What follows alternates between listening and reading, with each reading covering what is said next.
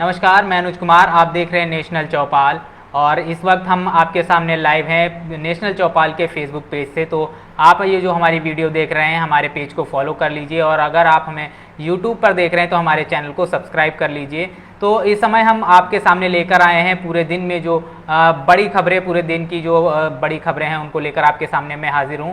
जो लखनऊ से एक बड़ी खबर अभी आ रही है कि लखनऊ में संजीवा जीवी, अपराधी संजीवा जीवा की जो हाईकोर्ट में मर्डर हो गया है, इसको लेकर प्रज्ञा मिश्रा अपने ट्विटर हैंडल से लिखती हैं कि किस तरीके से पहले कस्टडी में अतीक और अशरफ की हत्या और आज लखनऊ कोर्ट के भीतर अपराधी संजीव जीवा की हत्या। ऐसा लग रहा है जैसे यूपी फिर से 90 के दशक वाले गैंगवार वाले दौर में लौट गया है। अपराधियों का एक धड़ कमजोर हुआ है, वहीं दूसरा धड़ इतना मजबूत हो गया है कि पुलिस हिरासत तो छोड़ दीजिए, जेल में हत्याएं छोड़ दीजिए, कोर्ट कचहरियां गोलियों की आवाजें गूंज रही हैं। जी हां, प्रज्ञा मिश्रा मशहूर पत्रकार अपने ट्विटर हैंडल से लिखती हैं कि जिस तरीके से आज लखनऊ में ये मर्डर केस हुआ है, जहां पर कचहरी के अंदर अपराधी संजीव जीवा की गोली मारकर हत्या कर दी गई है, वहां पर वो बोलती हैं कि ऐसा लग रहा है देश जो है पिछले 90 के दशक वाले गैंग वॉर की तरफ लौट गया है, जहां पर पहले अतीक और अशरफ की गोली मारकर पुलिस कस्टडी में अतीक और अशरफ की गोली मारकर हत्या कर दी जाती है। वहीं पर आज बात की जाए तो जिस तरीके से लखनऊ के हाई कोर्ट में अपराधी संजीव जीवा की गोली मारकर हत्या कर दी गई है, वहीं अपने वो दूसरे ट्वीट में लिखती हैं, पुलिस हिरासत में अतीक की हत्या को बीजेपी के नेता कुदरत का न्याय बता रहे थे। अब लखनऊ के भीतर हुए हत्याकांड के बाद सरकार को ये ऐलान कर देना चाहिए कि यहां कुदरत का न्याय चरम पर है। कृपया अपनी जान की सुरक्षा स्वयं करें। जज साहब, वकील चाहें तो कोर्ट के ऊपर बुलेट प्रूफ जैकेट भी पहन सकते हैं, क्योंकि कभी कभी कुदरत के न्याय की गोली इधर से उधर बिदक भी सकती है। जज और वकील को अगर कुदरत के न्याय की चपेट में नहीं आना है तो बुलेट प्रूफ जैकेट का इंतजाम करके कोर्ट में बैठना होगा। इसके साथ ही उन्होंने लखनऊ हाई कोर्ट को हैशटैग भी दिया है, जिस तरीके से वो बता रही हैं कि अगर जिस तरीके से बीजेपी के नेता शुरुआती दौर में जो ये अतीक और अशरफ का हत्याकांड हुआ, जो पुलिस हिरासत में हत्याकांड हुआ था, उसको कुदरत का न्याय बताया जा रहा था, और लखनऊ में वहीं आज एक ये अपराधी संजीव जीवा की जो हत्या होती है, तो इस तरीके से अगर ये प्रकृति का ही न्याय है, जो अगर कुदरत का ही न्याय है, तो इस कुदरत के न्याय से बचने के लिए सभी को अपनी सुरक्षा स्वयं करनी पड़ेगी। इसके साथ ही उन्होंने तंज कसते हुए बात की है कि जज और वकील चाहें तो अपने काले कोट के ऊपर बुलेट प्रूफ जैकेट भी पहन सकते हैं। तो इस तरीके का जो मामला ये लखनऊ से आ रहा है। इसके साथ साथ जिस तरीके से ये लखनऊ की घटना है, जो उत्तर प्रदेश की राजधानी है, वहीं सुबह आज जो लखनऊ उत्तर प्रदेश सीएमओ ऑफिस से जो ट्वीट आया है, वो ये ट्वीट आया था सुबह की अपराध और अपराधियों के बारे में। जो सीएमओ ऑफिस से जो ट्वीट सुबह आया है वो आप देख सकते हो यहाँ पर। तो ये जो ट्वीट है वहाँ पे इस ट्वीट में लिखा गया था, ये अपराधियों के खिलाफ हमने जीरो टॉलरेंस की नीति अपनाई है। @CM हेल्पलाइन 107 करके भी इसको टैग किया गया है। अपनाई गई IGRS मिलने वाले आवेदन हो अथवा थाना तहसील विकास खंड में पहुंचने वाले शिकायत करता हूं, सबकी सुनवाई की जाए, पीड़ित व्यक्ति की मनोदशा को समझें, उसकी भावना का सम्मान करें और पूरी संवेदनशीलता के साथ समाधान किया जाए। शिकायतकर्ता की संतुष्टि और उसका फीडबैक ही अधिकारियों के प्रदर्शन का मानक होगा। ये सीएम योगी आदित्यनाथ को नीचे टैग किया गया है और इसमें ये यूपी के सीएमओ ऑफिस से जो है ये ट्वीट सुबह किया गया था, जहां अपराधियों के खिलाफ जीरो टॉलरेंस। तो क्या यही जीरो टॉलरेंस है? जिस तरीके से अतीक और अशरफ की हत्या पहले पुलिस कस्टडी में हो जाती है और आज लखनऊ के हाई कोर्ट में जिस तरीके से अपराधी संजीवा की गोली मारकर हत्या कर दी जाती, तो इस पर देश के बहुत बड़े बड़े सभी नेताओं का, सभी राजनीतिक पार्टियों का अपना अपना बयान आया। इसी के मद्देनजर बहन कुमारी मायावती जी ने भी ट्वीट करके इस मामले पर सरकार से कुछ अहम बातों को बोला है, जिसमें बहन मायावती जी लिखती हैं कि लखनऊ कोर्ट परिसर में आज हुए सनसनीखेज गोलीकांड में खुलेआम हुई हत्या यूपी में कानून व्यवस्था व अपराध नियंत्रण के मामले में सरकार के लिए बड़ी चुनौती है। ऐसी घटनाओं से आम जनता में काफी दहशत, सरकार सख्त से सख्त कदम उठाए, बीएसपी की यह मांग है। जी हां, बहन कुमारी मायावती जी ने जिस तरीके से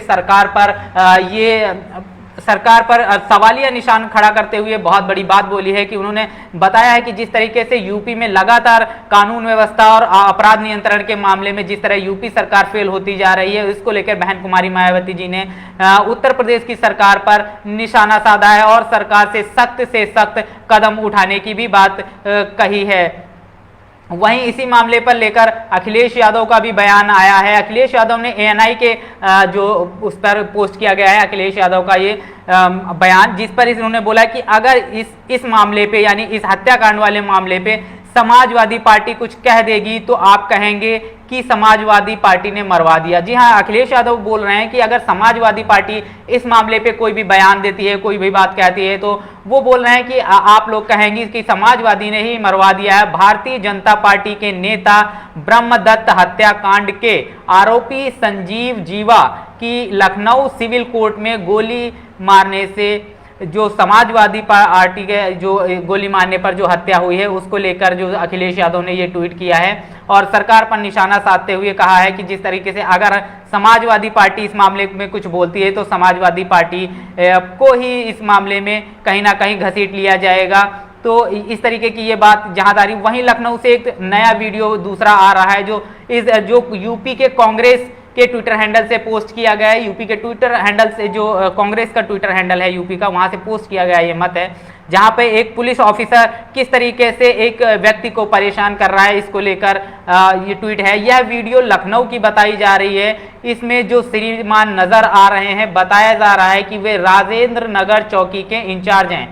जरा इनकी दबंगई देखिए, एक युवक को नाहक परेशान कर रहे हैं और वो लगातार कह रहा है कि ऐसा क्यों कर रहे हैं, तो उसे मारने भी लग रहे हैं। वीडियो रिकॉर्डिंग होता देख मोबाइल छीनने की कोशिश करते हैं। बाबा के पुलिस वाले अपराधियों को देखकर तो उनकी सेवा में जुट जाते हैं, मगर बात अगर किसी शरीफ इंसान की परेशान करने की हो तो इस पर खूब रुआब पूछो ही मत। तो जिस तरीके से ये लखनऊ में ये मामला सामने आया है और कांग्रेस ने जमकर यूपी सरकार को क्रिटिसाइज किया है, उसकी कानून व्यवस्था को लेकर क्रिटिसाइज किया है कि किस तरीके से उत्तर प्रदेश में ये जंगल राज हो रखा है जिस तरीके से। वहीं उत्तर प्रदेश से एक नई खबर, जहां पे जर्नल मिरो लिखते हैं कि जिस तरह से उत्तर प्रदेश में ताजपुर के जंगल में मवेशियों के साथ पाए गए मुस्लिम बुजुर्ग को बजरंग दल के सदस्यों ने जय श्री राम का नारा लगाते हुए बेरहमी से पीटा है। पुलिस खड़े खड़े तमाशा देखती रहे। जी हाँ, जी जर्नल मिरर जो लिखता है अपने ट्विटर हैंडल पर पोस्ट करता है कि जिस तरीके से एक मुस्लिम युवक, एक बुजुर्ग मुस्लिम युवक जो जंगल में अपने जानवरों के साथ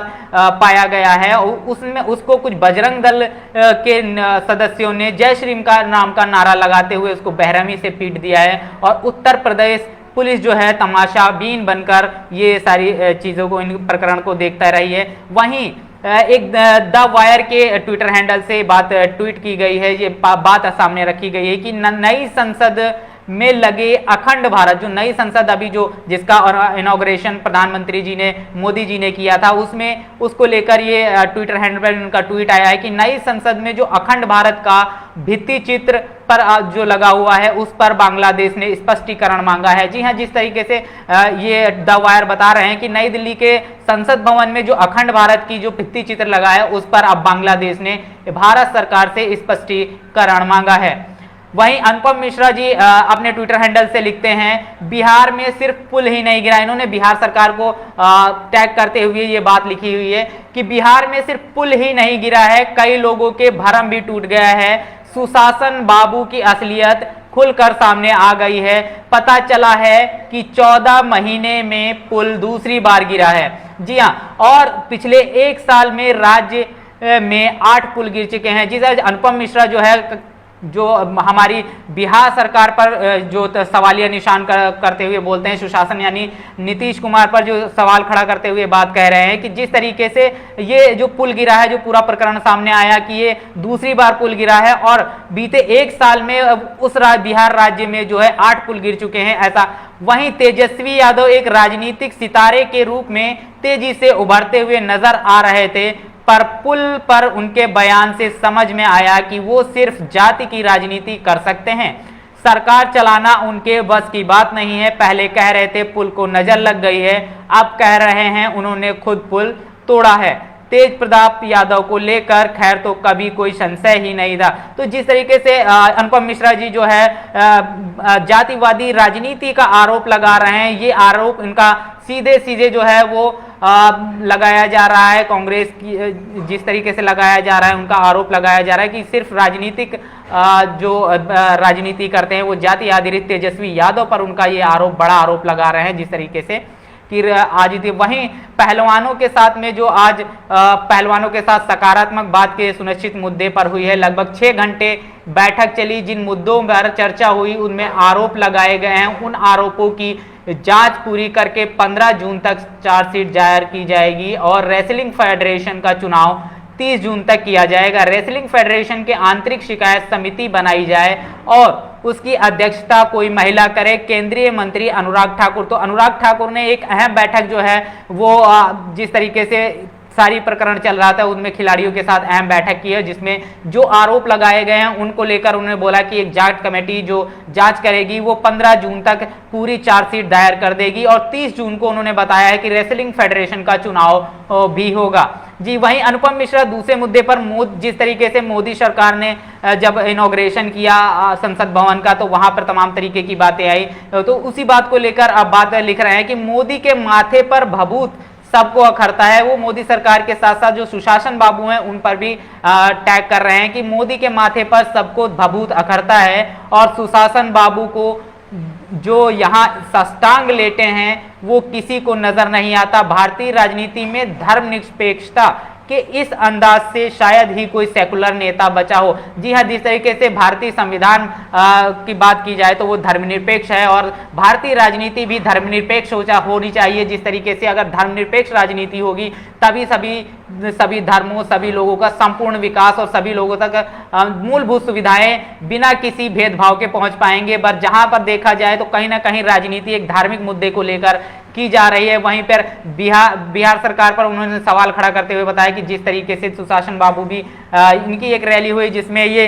किसी धर्मनिरपेक्षता मुस्लिम टोपी को लगा के, इस तरीके टोपी लगाकर जो इनका बयान आ रहा है पटना स्थित हज भवन में, जिस तरीके से शामिल हुए हैं नीतीश कुमार, सुशासन बाबू, उनको लेकर टैग किया गया है। अनुपम मिश्रा ने टैग किया है। वहीं मोहम्मद जुबैर का एक फैक्ट चेकिंग का एक टैग आया जिसमें अश्वनी उपाध्याय ने शुरुआती दौर में जो आरोप लगाए थे, एक वीडियो वायरल हो रहा था जिस पर अश्वनी उपाध्याय ट्विटर हैंडल के ट्विटर यूजर ने बोला था कि महाभारत का शुरुआत हो चुका है।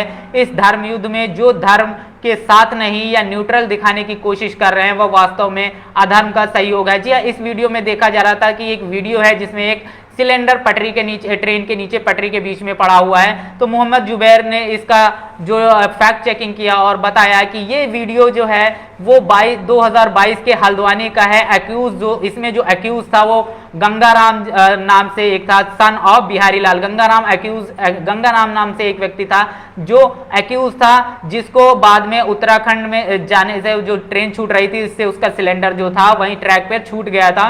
उसके बाद उसके ऊपर मुकदमा दायर होकर और उसको अरेस्ट करके जेल भी भेजा जा चुका है। तो ये फैक्ट चेकिंग करके इस वीडियो की फैक्ट चेकिंग की है जिसमें वो सारे वीडियो को फेक बताया गया है। वहीं बीबीसी के हवाले से एक खबर सामने आ रही है जिसमें जिस तरीके से मोरबी में जो बालासोर में जो एक बड़ा हादसा हुआ, ट्रेन हादसा हुआ, जहां तमाम तरीके से जैसे 288 लोगों के या 280 लोगों के मौत की बात की जा रही है। पर लोगों का कहना है या जनता का इस तरीके का कहना है कि कहीं ना कहीं 280 से भी ज़्यादा, कहीं ज़्यादा लोगों की मौत हुई है। और वहीं से बीबीसी के हवाले से एक बड़ी खबर आ रही है। वहीं एक व्यक्ति जो बता रहा है कि मेरा बेटा लाशों के नीचे दबा हुआ था, उसे भी मरा हुआ मान लिया गया था।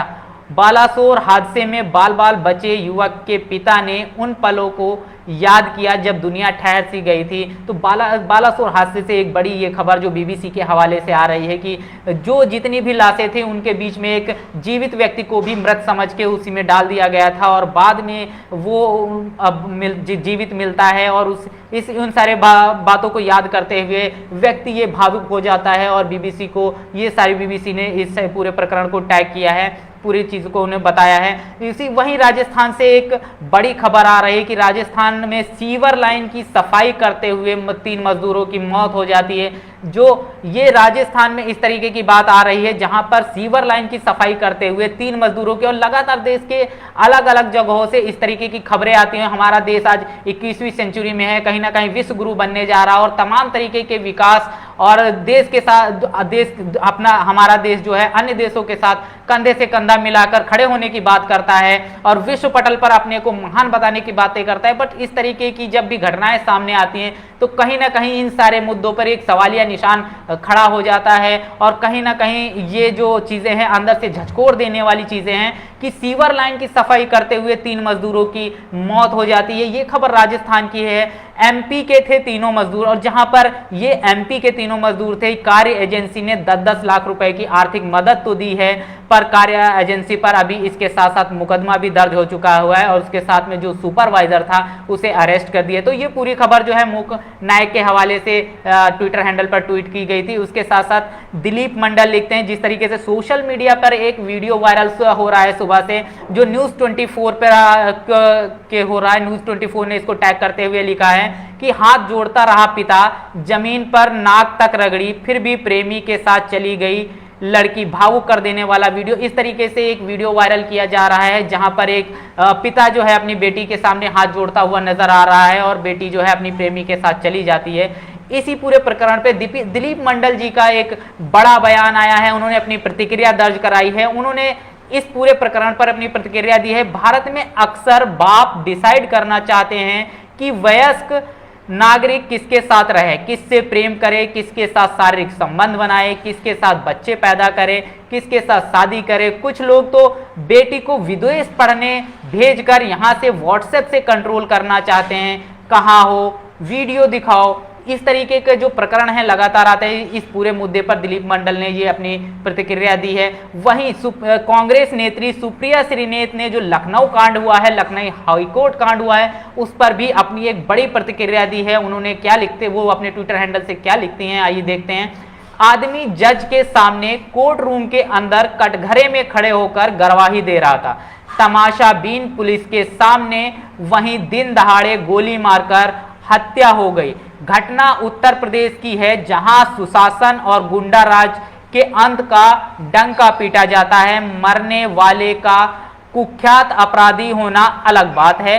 सवाल तो यह है कि कभी लाइव टीवी पर, कभी कोर्ट में इस तरह कानून की धज्जियां उड़ाने वाले इन माफियाओं का अंत घोषित हो गया था, या उत्तर प्रदेश सरकार और मुख्यमंत्री के खोखले दावों की असलियत है। जी हां, जिस तरीके से कांग्रेस नेत्री सुप्रिया श्रीनेत जो है पूरे प्रकरण को लेकर, लखनऊ हाईकोर्ट के इस पूरे प्रकरण को लेकर जिस तरीके से बीजेपी पर और उत्तर प्रदेश के मुख्यमंत्री पर इस तरीके के तमाम सवालिया निशान खड़े करते हैं और उनके कहीं ना कहीं उनके प्रतिनिधित्व को लेकर भी सवालिया निशान खड़े करते हैं, और जो जिस तरीके से उत्तर प्रदेश में लगातार जीरो टॉलरेंस की बात की जाती है, अपराधी प्रदेश छोड़कर बात चले गए, इस तरीके की बात की जाती है, उन सारे बातों को खोखला सा करार देती हुई नजर आ रही हैं। ये सारी बात सुप्रिया श्रीनेत जो है अपने ट्विटर हैंडल से यहां पर लिख रही हैं।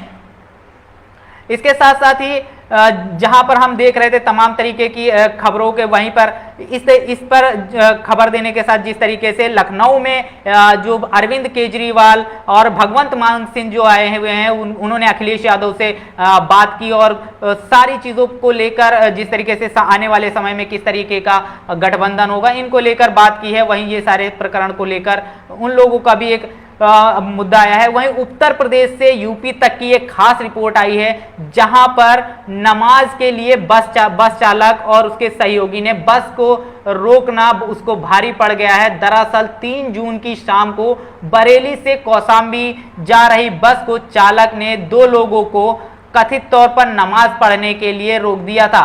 देखें इस पूरे मामले पर बस चालक मोहित यादव और आरम ने क्या कुछ कहा। जिस तरीके से ये सारा प्रकरण आता है और कहीं ना कहीं हमारे देश को धर्मनिरपेक्ष बोला जाता है कि हमारी धर्मनिरपेक्ष राजनीति होगी, धर्मनिरपेक्षता हमारे देश का मेन मोटिव है, और उसके साथ ही लोगों को अपने अपने धर्म को मानने की पूर्ण स्वतंत्रता जो है हमारा संविधान देता है। वो किसी भी धर्म को मान सकते हैं और किसी भी धर्म में उसमें अपनी आस्था रख सकते हैं, पर जब इस तरीके के प्रकरण सामने आता है तो कहीं ना कहीं एक इस धर्मनिरपेक्षता को लेकर एक जो प्रशासनिक चीजें होती हैं इन पर भी एक सवालिया निशान खड़ा होता हुआ नजर आता है।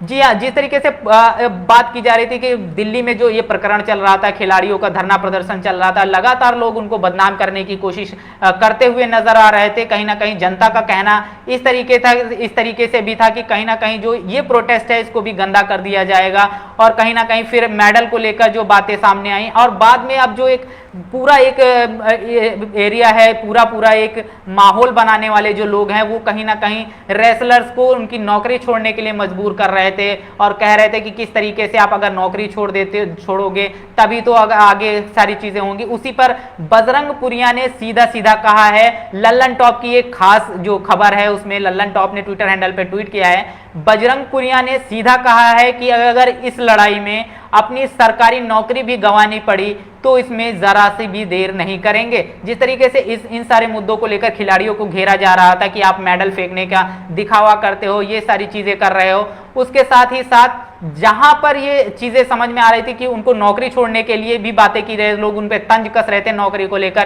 कि नौकरी तो सरकार ने ही दी है, उसे छोड़ेंगे तभी बात मानी जाएगी। तो बजरंग पुनिया ने उन लोगों को जवाब देते हुए सीधे बोल दिया है कि अगर इस न्याय की लड़ाई में हमें नौकरी भी छोड़ना पड़ता है तो हम नौकरी भी छोड़ने से जरा से भी गुरेज नहीं करेंगे और थोड़ा सा भी टाइम ना लगा के हम नौकरी भी जरूर छोड़ देंगे। वहीं ममता बनर्जी ने पूरे जो रेल हादसा हुआ इस पर कहीं ना कहीं ममता बनर्जी जो ने एक बड़ा मुद्दा किया है, जिन्होंने एक बड़ी बात बोल दी है, इतना बड़ा रेल हादसा हुआ इसे दबाया ना जाए। एएनआई के हवाले से जो ये ट्विटर हैंडल पर ममता बनर्जी जी का ट्वीट पोस्ट किया गया है उसमें ममता बनर्जी का ये बयान आया है कि इतना बड़ा जो ये रेल हादसा हुआ है इसे दबाया ना जाए। क्यों यह रेल हादसा हुआ? आपने पुलवामा देखा था ना, क्या कहा था वहां के राज्यपाल ने, इसलिए सच सामने आना चाहिए। रेल हादसे की जांच ना करके सीबीआई की टीम 14 से 15 नगर निगम में घुस गई है, नगर उन्नयन विभाग में घुस गई है। यह सब करके आप सच दबा नहीं सकते हैं। पश्चिम बंगाल की मुख्यमंत्री ममता बनर्जी कोलकाता। तो जो जिस तरीके से पश्चिम बंगाल की मुख्यमंत्री जो ममता बनर्जी ने इतने रेल हादसे को कोट करते हुए बात की, उसके साथ साथ ही जिस तरीके से उन्होंने पुलवामा हमले को भी कोट किया है कि वहां के राज्यपाल ने किस तरीके से बाद में बताया, तो इसको लेकर जांच होनी चाहिए और इस मुद्दे को दबाया नहीं जाना चाहिए, इस तरीके से उनका ये बयान आया है। वहीं बोलता हिंदुस्तान के ट्विटर हैंडल से ट्वीट आया है कि अब अगर जहां पर पप्पू यादव के ट्वीट को उन्होंने कोट किया है, पप्पू यादव का एक बड़ा बयान आया है। पप्पू यादव ने क्या कहा है कि अगर बागेश्वर बाबा को पहले से ही पता था कि रेल हादसा होने वाला है तो उन्होंने लोगों को मरने क्यों दिया। पप्पू यादव, ये पप्पू यादव के हवाले से जो एक बयान आया है जिसको बोलता हिंदुस्तान ने कोट किया है, और बोलता हिंदुस्तान इस जो पप्पू यादव का बयान लिखता है इसमें लिखा है कि अगर बागेश्वर बाबा पहले से ही जानते हैं, वो सबके पर्चे बनाते हैं, बागेश्वर बाबा को पहले से ही पता था कि इतना बड़ा रेल हादसा होने वाला है तो उन्होंने लोगों को मरने ही क्यों दिया। इस तरीके की पूरी खबर आ रही है। वहीं मेरठ से एक बहुत बड़ी खबर सामने आ रही है। दिन दहाड़े घर के गेट पर महिला की हत्या का मामला जो मेरठ से आ रहा है, मेरठ में जिस तरीके से ये पूरा प्रकरण सामने आ रहा है, समाचार भारत की खबर सामने आपको मैं दिखा रहा हूं, जहां पर समाचार भारत लिखता है कि दिन दहाड़े घर के गेट पर महिला की हत्या का मामला सामने आया है। महीनों से अफसरों के चौखट पर भटक रही थी अंजलि गर्ग। अंजलि का ससुर उसे देता था गालियां, करता था पीछा, घर से लेकर बाजार तक अंजलि गर्ग को थी दहशत। प्रतिदिन अंजलि का पीछा करता था उसका ससुर। तो इस तरीके से पूरे प्रकरण में जिस तरीके से महिला की उसके घर के गेट पर ही हत्या कर दी जा रही है, और फिर इस तरीके से कहीं ना कहीं उत्तर प्रदेश में कानून व्यवस्था को लेकर एक बहुत बड़ा सवालिया निशान खड़ा हो रहा है। जिस तरीके से मशहूर पत्रकार जो प्रज्ञा मिश्रा हैं उन्होंने भी कहीं ना कहीं एक सवालिया निशान खड़ा किया है कि एक तरह से एक तरफ का जो एक कम्युनिटी थी जो पूरा गुंडाराज एक तरफ का गुंडाराज अगर खत्म हो रहा है तो दूसरी तरीके दूसरी मानसिकता के गुंडाराज पूरी तरीके से आज पूरी कम्युनिटी पर हावी हो चुका है और वो कोर्ट कचहरियों में भी गोली चलाने से गुरेज नहीं कर रहा है। वहीं न्यूज 18 उत्तर प्रदेश के हवाले से एक बड़ी खबर सामने आ रही है। बीजेपी नेता नरेश अग्रवाल ने साधा है अखिलेश यादव पर निशाना और अखिलेश यादव पर निशाना साधते हुए उन्होंने कहा है कि अखिलेश यादव विपक्ष के डरे हुए नेता हैं। जी हां, बीजेपी नेता नरेश अग्रवाल ने अखिलेश यादव पर निशाना साधते हुए एक बड़ी बात बोल दी है कि अखिलेश यादव विपक्ष के डरे हुए नेता हैं। वहीं बहुजन समाज पार्टी के नेता इंजीनियर रामजी गौतम ने एक बड़ा एमपी जो है एमपी राज्यसभा से बोलते हैं, उन्होंने वो बोल रहे हैं कि गुजरात के जिला पाटन में कीर्ति परमार दलित, जिस तरीके से गुजरात का जो पूरा मामला आया था जहां पर एक छोटे बच्चे ने बॉल उठा ली थी और फिर एक भीड़ ने आकर उसके परिवार पे हमला किया, जिस हमले में उसके चाचा का अंगूठा काट लिया गया। तो उस पूरे प्रकरण को लेकर रामजी गौतम का एक बड़ा बयान आया है। गुजरात के पटना में कीर्ति परमार दलित के क्रिकेट बॉल छूने की वजह से जातीय गुंडों ने लगभग 40 लोगों ने हमला कर दिया और हमले में जो है अंगूठा पूरी तरह से तलवार से काटकर घायल किया। बीएसपी प्रभारी व गुजरात की टीम पूरे परिवार के साथ यही है। इस समय जो उन्होंने आश्वासन दिया है पूरे परिवार को कि बीजेपी के पूरे टीम जो है वो गुजरात में जो बीजेपी का पूरा टीम है या बीजेपी के जो प्रभारी हैं बीएसपी के जो पूरे बीएसपी की बात मैं कहना चाह रहा था कि बीएसपी के जो प्रभारी हैं वो बीजेपी की जो पूरी टीम है वो कहीं ना कहीं जो है इस मामले में रामजी गौतम ने पूरा परिवार को पूरा आश्वासन दिया है कि बीएसपी की पूरी टीम जो है उनके साथ में है। और उन्होंने इस पर बीजेपी पे भी हमला हो बोलते हुए लिखते हैं कि यही बीजेपी का अमृतकाल और गुजरात मॉडल है क्या। इस पर भी उन्होंने बताया कि अमृतकाल का यही है जहां पर दलितों पर इस तरीके के अत्याचार जुल्म ज्यादती लगातार होती आ रही है। ये सारी चीजें उन्होंने बात की है। वहीं सुप्रिया सिंह ने एक अपने नए ट्वीट में उन्होंने लिखती हैं कि जिस तरीके से हरियाणा में जो किसानों पे एमएसपी की मांग को लेकर जो लाठीचार्ज किया गया उस पर उन्होंने अपना एक बड़ा बयान दिया है, जो अपना हक मांगेगा उस पर लाठियां बरसाएंगे। किसानों से इतनी दुश्मनी क्यों? आपको प्रधानमंत्री मोदी या हरियाणा की भाजपा सरकार जो कुरुक्षेत्र में एमएसपी की मांग कर रहे निहत्थे किसानों को लाठियों से पीट रही है, अन्नदाता की आह भारी पड़ेगी। तो जिस तरीके से ये हरियाणा का पूरा मामला है जिसमें किसानों की जो एमएसपी की मांग को लेकर पूरा मुद्दा चल रहा था, उस पर जिस तरीके से पुलिस प्रशासन ने उन पर लाठीचार्ज किया, उस पर सुप्रिया सिंह नेत बोलती हैं कि अन्नदाता की आह जो है बहुत भारी पड़ने वाली है। वहीं निर्देश सिंह टैग करते हैं कि सिर्फ बॉल उठाने भर से, जिस तरीके से तमाम ट्विटर यूजर जो हैं तमाम अपने इस सामाजिक कार्यकर्ता हैं जो सामाजिक भेदभाव को दूर कर रहे हैं और समाज के प्रति अपनी दायित्व को समझते हैं, वो लगातार इन तमाम मुद्दों पर अपनी बात रखते रहते हैं और कहीं ना कहीं जो ये एट्रोसिटीज हो रही हैं उन पर न्याय की गुहार भी करते रहते हैं। तो और वो एक मजबूत जवाब एक आवाज बनने का काम करते हैं। वहीं यहीं पर इसी प्रकरण में आगे बढ़ते हुए निर्देश सिंह लिखती हैं कि सिर्फ बॉल उठाने भर से हिंदू भाइयों ने एक हिंदू भाई एससी को उन्होंने यहाँ पे कोट किया है कि हिंदू भाइयों ने एक हिंदू भाई एससी युवक के हाथ का अंगूठा काटा। लेकिन इससे बड़ा अफसोस यह है कि एससी ओबीसी वर्ग के नेता मर चुके हैं क्या? उन्होंने घटना दिखाई नहीं देती है, वह पार्टी के गुलाम होकर हाथ पैर तथा अपनी जुबान खो बैठे हैं। तो जिस तरीके से पूरे मामले पर निर्देश सिंह जो है एससी और ओबीसी के नेताओं पर बड़ा निशाना साधते हुए बोल रही हैं कि किस तरीके से जो एससी और ओबीसी के जो नेता हैं इस पूरे मामले पे किसी का कोई बड़ा बयान नहीं आ रहा। सत्ता पक्ष के सारे नेता जो हैं वो चुप बैठे हुए हैं और कोई भी न्याय को लेकर गुहार नहीं, तो वो कहीं ना कहीं उन सारे नेताओं पर उनको आईना दिखाने का काम कर रही हैं अपने इस ट्विटर के माध्यम से। वहीं बोलता हिंदुस्तान फिर से सुप्रिया श्रीनेत के एक ट्विटर को एक बयान को कोट करते हुए लिखता है, जहां 300 लोग मरे हैं वहां पीएम मोदी कूलर लगाकर बैठे हैं। सुप्रिया श्रीनेत, ये सुप्रिया श्रीनेत का पूरा जो है बोलता हिंदुस्तान ने उनके बयान को कोट किया है, जहां सुप्रिया श्रीनेत बोल रही हैं कि जहां 300 लोग मर गए वहां पीएम मोदी कूलर लगाकर बैठे हैं। तो इस तरीके के बयान लगातार लोगों के आ रहे हैं। वहीं इसी मामले में न्यूज़ 24 का एक बड़ा बयान सामने, एक बड़ी खबर सामने आ रही है। खजराना गणेश मंदिर की दान पेटियों से निकली विदेशी मुद्रा। जी हाँ, ये खजराना गणेश मंदिर की दान पेटियों से निकली हैं विदेशी मुद्रा। सोने के सिक्के। अब तक इतिहास में सबसे ज्यादा विदेशी मुद्रा का इस बार निकल रही है। जी हाँ, खजाना के मंदिर से जहां विदेशी मुद्रा के साथ साथ ये तमाम सोने के सिक्का निकल रहे हैं और इस बार ये है क्या, पहले से अधिक निकल रहे हैं। वहीं यूपी तक की एक बड़ी खबर सामने आई है, जहां बरेली के थाना नवाबगंज में एक स्कूल प्रिंसिपल पर एक बड़ा आरोप लगाया गया है कि उसने दलित छात्रा के साथ यह कहकर रेप किया कि परीक्षा फॉर्म को जल्द ही सुधार दिया जाएगा। इस घटना का एक वीडियो वायरल हुआ है। ये यूपी तक की पूरी खबर है, जिसको आप यूपी तक ने कोट किया अपने ट्विटर हैंडल से कि किस तरीके से बरेली के थाना नवाबगंज में एक शिक्षक, एक प्रिंसिपल जो होता है, उस पर यह आरोप लगाया जाता है कि एक दलित छात्रा के साथ वह यह कहकर रेप करता है कि उसके परीक्षा फॉर्म को जल्द ही सुधार दिया जाएगा। तो क्या इस तरीके की जो शिक्षकों की मानसिकता है या जिस तरीके के ये सारे प्रकरण चल रहे हैं,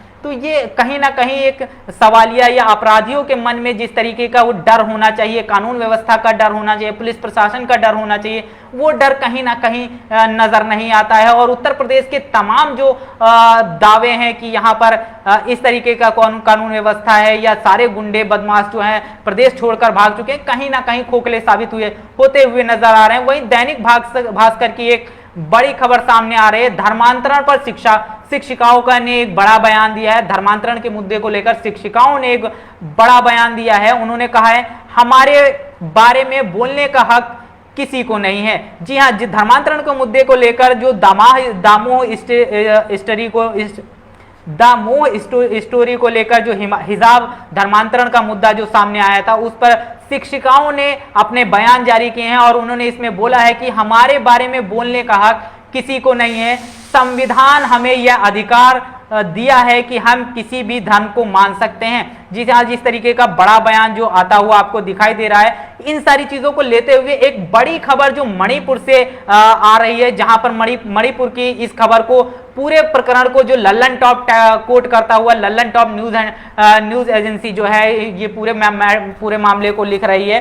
तो लल्लन टॉप इसमें लिखता है कि मणिपुर में एक एम्बुलेंस जो अस्पताल जा रही थी, 3 लोगों को जिंदा जला दिया गया। जी हाँ, मणिपुर से इस तरीके से लगातार खबरें आ रही हैं और वहीं मणिपुर से एक ये बड़ी खबर जिसको लल्लन टॉप ने अपने पोस्ट में ट्वीट किया है और उसने लिखा है कि मणिपुर में एक एम्बुलेंस अस्पताल जो जा रही थी, 3 लोगों को ले जा रही थी, उसमें 3 जिंदा लोगों को जला दिया गया और तीनों की मौत हो गई है। मरने वालों में एक 7 साल का बच्चा भी था। तो क्या इस तरीके से लोगों की नैतिकता इतनी खत्म हो गई है कि वो लोगों को एम्बुलेंस तक को नहीं छोड़ रहे हैं और लोग उन तीनों लोगों को जिंदा एम्बुलेंस के साथ जला देते हैं, जिसमें एक 7 साल का बच्चा भी होता है, उसकी माँ होती है और एक रिश्तेदार शामिल होता है। तो इस पूरी खबर को लल्लन टॉप ने कोट किया है, जो लल्लन टॉप ने अपने ट्विटर हैंडल पे ये सारी चीजें लिखी है। वहीं यूपी की कांग्रेस जो ट्विटर हैंडल है, यूपी कांग्रेस का ट्विटर हैंडल है, वो अपने ट्विटर हैंड से ट्वीट करते हैं, अपने यूपी के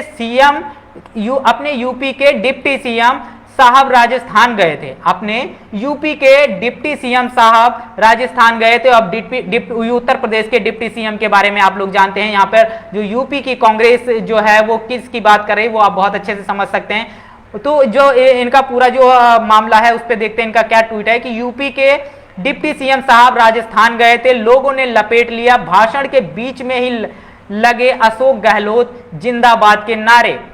अरे मिस्टर स्टूल मंत्री जी, आपका लोड आपके प्रदेश में आपकी पार्टी के में लोग नहीं लेते, फिर भी मुंह उठा के कहां चले जाते हैं। तो इस तरीके की ये बयानबाजी जो उत्तर प्रदेश कांग्रेस के ट्विटर हैंडल के हवाले से दी जा रही है, जहां पर जिस तरीके से ये उत्तर प्रदेश के डिप्टी सीएम राजस्थान जाते हैं, वहां पर इनका एक प्रोग्राम होता है, वहां बीच में ही अशोक गहलोत के नारे लगने लगते हैं। इस तरीके का पूरा प्रकरण जो है वो कांग्रेस यूपी ने जो किया है इस तरीके से।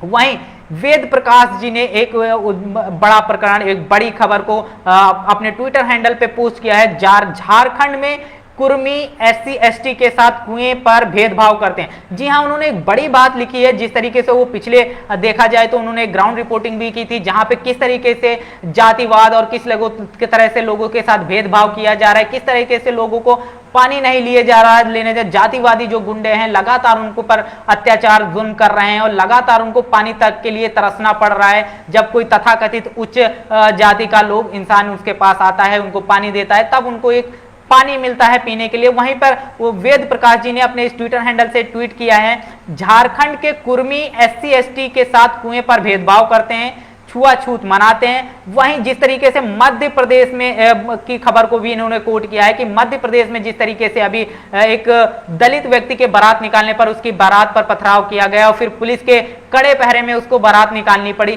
तो उसको भी कोट करते हुए लिखते हैं कि मध्य प्रदेश के यादव दलित दूल्हे को घोड़ी पर बैठने का विरोध करते हैं, पत्थरबाजी करते हैं। नव सामंती जाति के रूप में उभर रही यादव और कुर्मी जाति ये गलत है। जिस तरीके से इन पूरे मुद्दे को लेकर ये कहते हैं कि जातिवादी गुंडों का इस तरीके से बोलबाला है, ये जातिवादी गुंडे जो इस तरीके से प्रकरण कर रहे हैं, जिस तरह जातीय भेदभाव है, कहीं ना कहीं लोगों के घोड़ी बारात निकालने पर और कहीं ना कहीं उनके पानी लेने पर लोगों को आपत्ति होती है।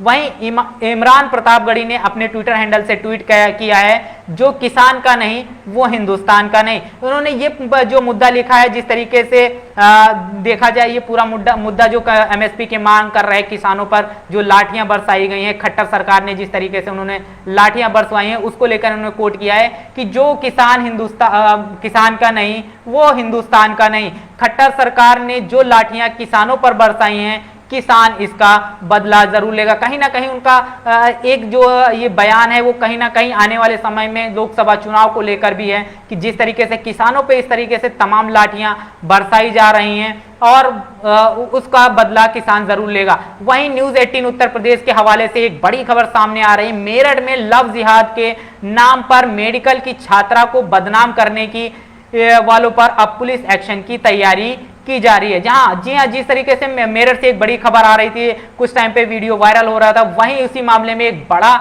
जो अब खबर आ रही है कि मेरठ में लव जिहाद के नाम पर मेडिकल छात्रा को बदनाम करने की साजिश की जा रही थी, जिसमें देखा जा रहा था एक मेडिकल की छात्रा थी, उसके साथ एक मुस्लिम युवक जो उसके घर की तरफ जा रहे थे और वहां पर कुछ जातिवादी गुंडों ने उनको रोककर मुस्लिम युवक से और उसको बदनाम करने के तो बात की जा रही थी कि कहीं ना कहीं इसको एक धार्मिक मोड़ की तरफ एक उधर मोड़ दिया जा रहा था। वहीं पर ये न्यूज 18 के मामले 18 के हवाले से बड़ी खबर आ रही कि मेरठ के अब उस मुद्दे पर जो है मेडिकल छात्रा के जो पिता हैं उन्होंने FIR कराया है और कहीं ना कहीं जिस तरीके से छात्रा शुरुआत में ही कह रही थी वीडियो वायरल ना किया जाए और इन सारी चीजों को लेकर उनका बड़ा ट्वीट है। मेरठ में लव जिहाद के नाम पर मेडिकल छात्रा को बदनाम करने की साजिश करने वालों पर अब पुलिस एक्शन की तैयारी की जा रही है। छात्रा के इनकार के बावजूद उसके वीडियो सोशल मीडिया पर वायरल किए गए। तो वहीं इस सारे प्रकरण में वहीं ट्विटर हैंडल से एक नई जिस तरीके से ट्विटर पे एक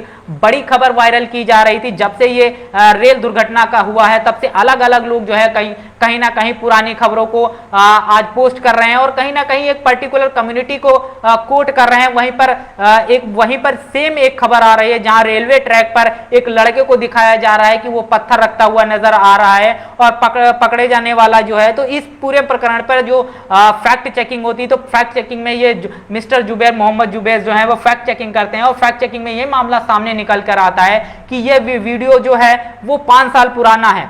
तो इस पर ये लिखते हैं कि एक वीडियो शेयर करते हुए यह दावा किया जा रहा है कि कर्नाटक में जिहादी अपने बच्चों का इस्तेमाल कर रेल की पटरियों को नुकसान पहुंचा रहे हैं। 5 साल पुराने इस वीडियो में कोई सांप्रदायिक एंगल नहीं है। तो इसकी जो उनकी पूरी जो खबर है अल्ट न्यूज पर पूरी खबर उन्होंने पोस्ट की है। वहीं कुछ अंबेडकरवादी ने एक बड़ा मामला जो है सामने से निकल आके आ रहा है। झारखंड से एक बड़ी खबर सामने निकल कर आ रही है। झारखंड में जिस तरीके से पेड़ों की कटाई को लेकर आदिवासी महिलाएं लगातार आंदोलन चला रही हैं, लगातार उन्होंने पेड़ों की कटाई को रोकने के लिए पेड़ों से चिपक गई हैं महिलाएं, उसकी बात को कुछ अंबेडकरवादी जो है कोट करते हुए लिखते हैं, झारखंड के रामगढ़ जिले में पेड़ों को काटने से बचाने के लिए आदिवासी महिलाओं ने चिपको आंदोलन शुरू कर दिया है। यह देखकर बहुत बुरा लगता है कि आदिवासी मुख्यमंत्री होने के बावजूद अपने जंगल, जल, जमीन बचाने के लिए आंदोलन करना पड़ रहा है। मुख्यमंत्री हेमंत सोरेन जेएमएम संज्ञान लें। तो कुछ अम्बेडकरवादी इस पूरे वीडियो को कोट करते हुए, जहां पर महिलाएं आपको साफ दिखाई दे रही होंगी कि महिलाएं पेड़ों से चिपकी हुई नजर आपको आ रही हैं, वहीं ये झारखंड की पूरी खबर सामने से आ रही है, जिस तरीके से रामगढ़ जिले में पेड़ों की कटाई को लेकर आदिवासी महिलाएं जो है चिपको आंदोलन शुरू कर दिया आदिवासी महिलाओं ने, और उन्हें अपने जल जंगल और जमीन को बचाने के लिए आंदोलन कर रहा है। जबकि वहां के जो मुख्यमंत्री हैं वो खुद एक ओबीसी खुद एक आदिवासी समुदाय से बिलोंग करते हैं, हेमंत सोरेन जेएमएम, जो इस पर उन्होंने बड़ी बात कही है कि इस पर हेमंत सोरेन को संज्ञान लेना चाहिए और इस पूरे प्रकरण में आदिवासी को इन आदिवासी महिलाओं को न्याय दिलाना चाहिए। वहीं मल्लिकार्जुन खड़गे जो कांग्रेस अध्यक्ष मल्लिकार्जुन खड़गे के हवाले से एक उन्होंने अपनी ट्विटर हैंडल पर एक ट्वीट लिखा है, याद दिलाना जरूरी है कि पिछले 9 सालों के मित्रकाल में अरबपतियों को मिली ढेरों सौगात और गरीबों से किया सिर्फ विश्वासघात। आर्थिक समानता की खाई को इतना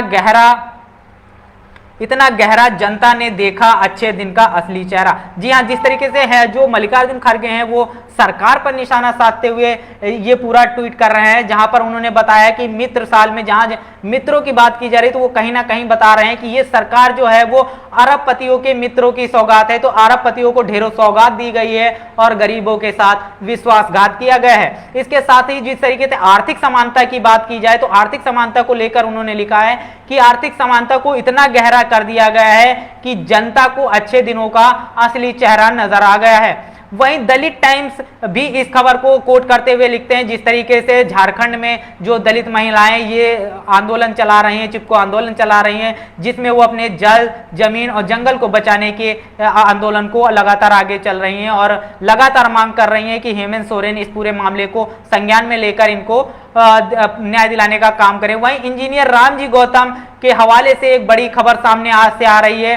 तो जो बसपा नेता इंजीनियर रामजी गौतम के माध्यम से जो खबर सामने से आ रही है, राजस्थान के करौली के मंगलौर गांव में बैरवा समाज के परिवार ने कुछ रुपए उधार न चुकता कर पाने से कमल मीना नाम के व्यक्ति ने पैसे के बदले घर की महिला को उठाकर ले गया और कई बार ऐसा किया। गरीब बैरवा परिवार सब सहता रहा, लेकिन फिर दरिंदा आया और महिला की लाश मिली। बीएसपी की टीम वहां परिवार के साथ है। जी हां, जिस तरीके से रामजी गौतम लगातार सामाजिक मुद्दों पे बसपा को लेकर एक स्टैंड सामने आ रहा है, जहां बसपा लगातार जिस तरीके की एट्रोसिटीज हो रही हैं, जिससे जुल्म जाती है और बसपा कहीं ना कहीं सभी मुद्दों पर कहीं ना कहीं खड़ी हुई नजर आती है और इन लोगों की मदद में भरसक न्यायिक प्रक्रिया में भी मदद करती हुई नजर आ रही है। वहीं जो रामजी गौतम ने जो राजस्थान के करौली में ये पूरा प्रकरण हुआ है, जहां पर कुछ बैरवा परिवार जहां पर कुछ पैसे उधारी के पैसे नहीं चुकता कर पाता है, तो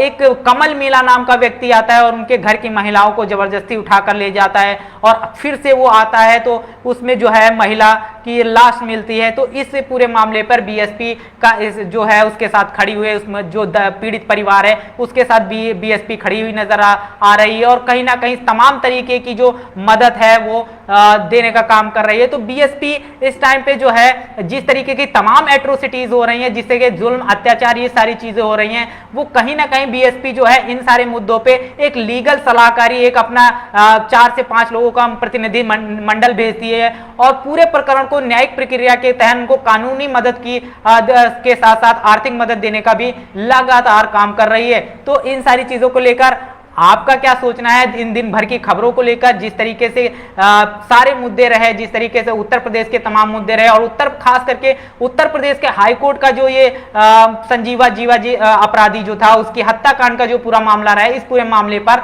आप लोगों का क्या सोचना है? आप लोगों की क्या प्रतिक्रिया है? इस पूरे प्रकरण की कमेंट बॉक्स में अपनी प्रतिक्रिया देकर जरूर हम लोगों को बताएं और तब तक के लिए देखते रहें नेशनल चौपाल। जय भीम, जय भारत। बहुजन विचारधारा को घर घर तक पहुंचाने के लिए हमारे YouTube चैनल को सब्सक्राइब करें, लाइक करें, कमेंट करें, शेयर करें और बेल आइकन की घंटी दबाना ना भूलें।